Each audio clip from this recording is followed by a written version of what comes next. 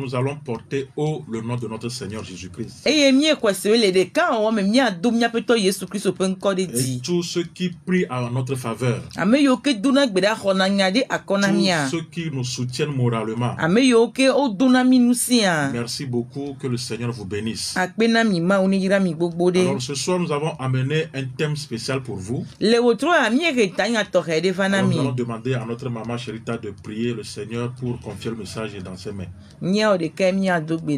Amenubela Yesu mie de akpeno le saya papa le saya mie ko bukule nti kokwe o mie nyebe menye ndogore nunu iwo nyebe mie ava tepe ya le saya eye mie akota nya ya fo papa eye meke onto ekota nya de asina wo dolata onto wa de solo wo troya papa mie bia wa menube pe gome sese na so amerisia nesi be hafi ma unya kaka na wenunda apa amere pentinya na tro amere na kporodo eye nuwula mie okata nya ko kafukafu dorigina o ameke sangbele la ele si omelo ndo nkonye onto zen abale ke onto ne dini le Christ omia de la kunya pa vule la pen ko mi edogbirale. Amen. Amen.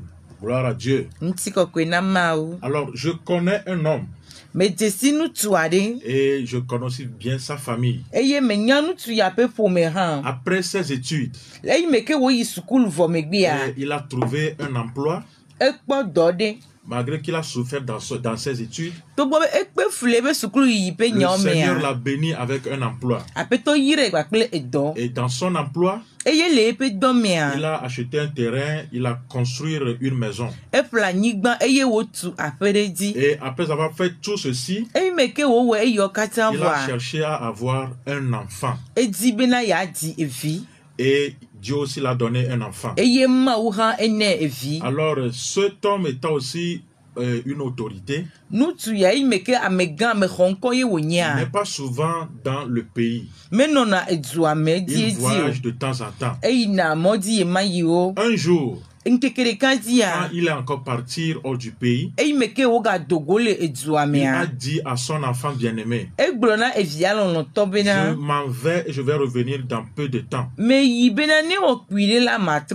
Alors toi, en tant que mon enfant bien-aimé, prends soin de la maison. Tu sais très bien que c'est toi qui seras dans la maison avant mon retour. Alors fais ceci, ne fais pas ceci. L'essentiel pour toi, c'est de garder la maison. Et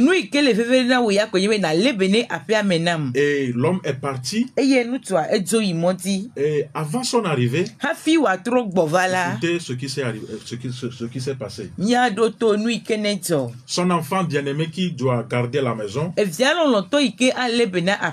il était dans la maison, il avait eu un invité. Ne connaissant même pas l'invité, et l'invité lui a dit que non, moi je connais ton papa, alors je vais te suggérer quelque chose.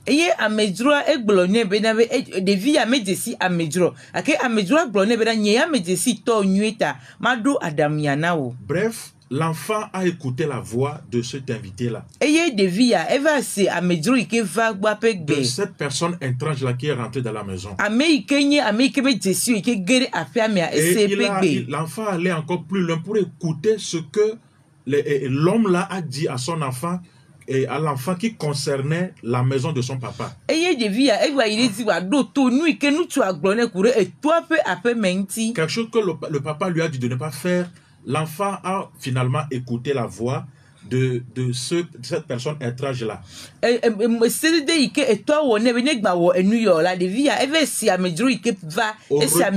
Au retour de son papa, le papa a vu que vraiment l'enfant l'a trahi. L'enfant en qui j'ai mis ma confiance m'a trahi. Son papa étant une autorité, avait des testaments qui régissent bien et ce qui doit se passer après sa mort, bien comment l'enfant doit entretenir la maison.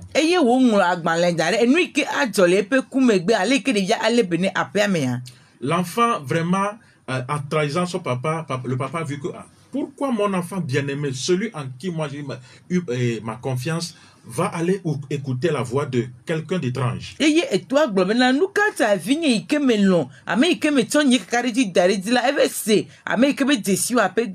L'enfant méritait vraiment la punition de son papa. L'enfant méritait la peine de son papa. Parce qu'il a brisé non seulement la confiance, mais aussi il est allé plus loin pour dire que papa, je ne vais pas écouter ta voix, je préfère écouter la voix d'une personne étrange. Maintenant, dans cette situation, nous allons voir qu'il y a une personne qui est venue pour dire que non, moi je veux vraiment apaiser la situation. Malgré que l'enfant doit subir la peine là, moi je veux restaurer votre relation maintenant. Papa, laisse-moi le temps de subir la peine que ton enfant doit subir. Moi, je veux le subir moi-même. Moi, je veux aller en prison. Que je sois condamné à 10 ans, à 20 ans, je suis prêt à subir les conséquences.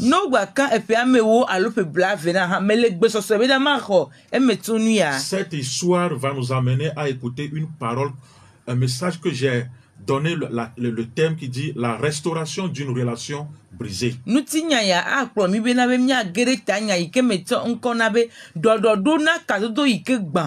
La restauration d'une relation brisée. Et ce soir, le Seigneur veut passer par cette petite histoire pour nous révéler une vérité dans la parole de Dieu.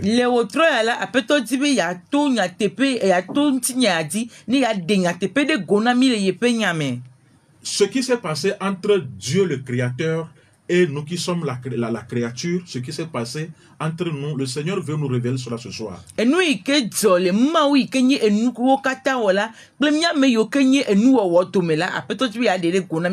Alors, comme nous sommes dans un mois de Pâques, sachant que c'est le mois là où notre Seigneur Jésus-Christ est venu sur la terre pour se donner, pour se sacrifier pour notre cause.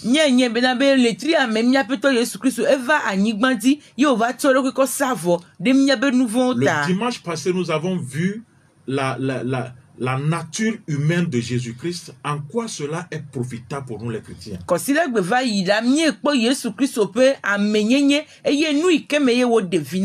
En quoi sa nature humaine est profitable pour nous.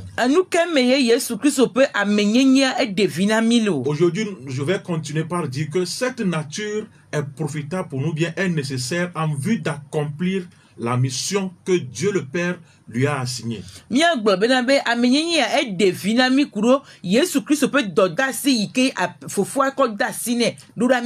Car déjà à sa mort sur la croix, Jésus a crié en disant que tout est accompli. Tout est accompli. À la croix, c'est ce que le Seigneur a dit. Alors, qu'est-ce qui est accompli? Jésus-Christ est venu sur la terre pour une mission. La manière dont j'ai raconté l'histoire entre l'homme là et son papa, c'était le même cas entre Dieu le Créateur et puis l'homme qui l'a créé.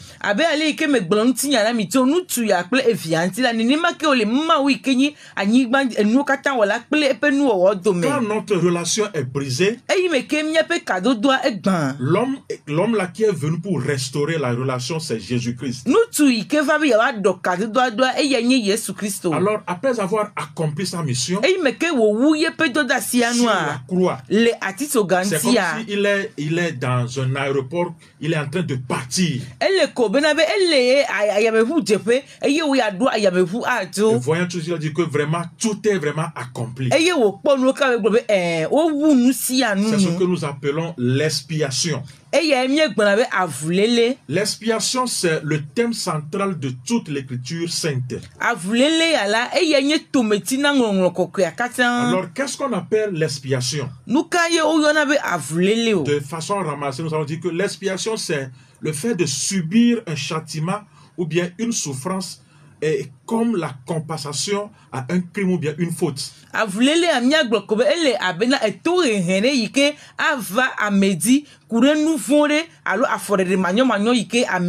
fait que quelqu'un va subir un châtiment ou bien une punition en compensation ou bien c'est comme un remède pour une faute ou bien un crime. Et dans le monde chrétien, quand on parle de l'expiation, ça fait référence au pardon des péchés à travers la mort de notre Seigneur Jésus-Christ par sa crucifixion à la croix,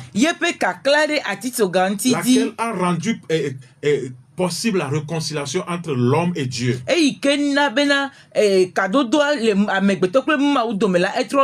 Alors dans le monde chrétien ici, on voit trois personnages. Il y a Dieu le Père, qui est le créateur, et l'homme qui est sa créature. Et la troisième personne, c'est Jésus-Christ qui est rentré, qui est au centre de ces deux personnages-là. Nous ne devons pas aussi oublier une quatrième personne qui est Satan, celui qui a provoqué la discorde entre Dieu le Père et l'homme. Dans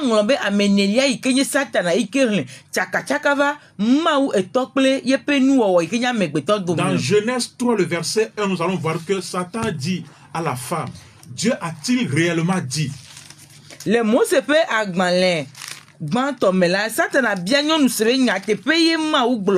Vous ne mangerez pas tous les arbres du jardin. Voilà ce que Satan est en train de faire pour briser la relation. Comment il a passé pour briser la relation entre Dieu et l'homme qu'il a bien aimé.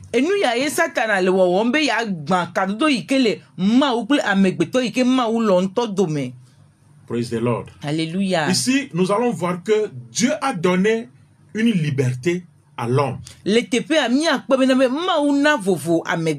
dans sa créature, comme nous avons vu dans l'histoire, Dieu après avoir créé tout le jardin d'Éden, il a confié cela à l'homme. C'était semblable à l'histoire qu'on vient de dire. Et Dieu a dit à l'homme, vous êtes libre, mais votre liberté est limitée. Et cela est normal. Quelqu'un qui a construit sa maison, il t'a donné pour rester dedans. Il ne va pas te donner toute la liberté de faire tout ce que tu veux.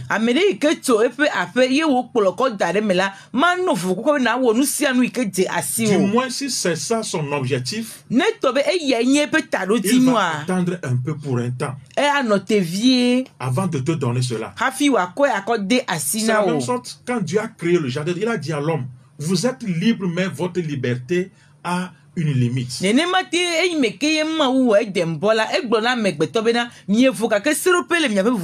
êtes sous ma tutelle. Mais l'homme a répondu en disant, je veux être autre chose que tu veux que je sois. Je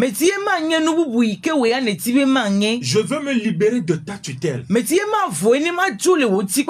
ne veux pas être dépendant de toi. C'est ce que l'homme a répondu à Dieu. Ce choix que l'homme a fait s'appelle la désobéissance. Ce choix s'appelle, l'homme est en train de revendiquer par exemple le droit de se gouverner lui-même. Le refus d'écouter la voix de Dieu. Mais l'homme a préféré écouter la voix du mensonge. Est-ce que nous arrivons à comprendre un peu? Dieu a dit ceci, mais l'homme dans son cœur, il est en train de penser autre chose parce que Satan a soufflé quelque chose dans ses oreilles.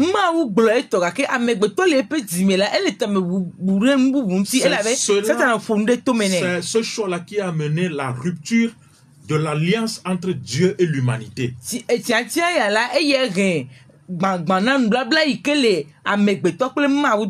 Parce qu'il y avait une alliance entre Dieu et l'humanité. Alors quand l'homme va choisir ce qu'il veut faire, ce choix va briser cette alliance-là.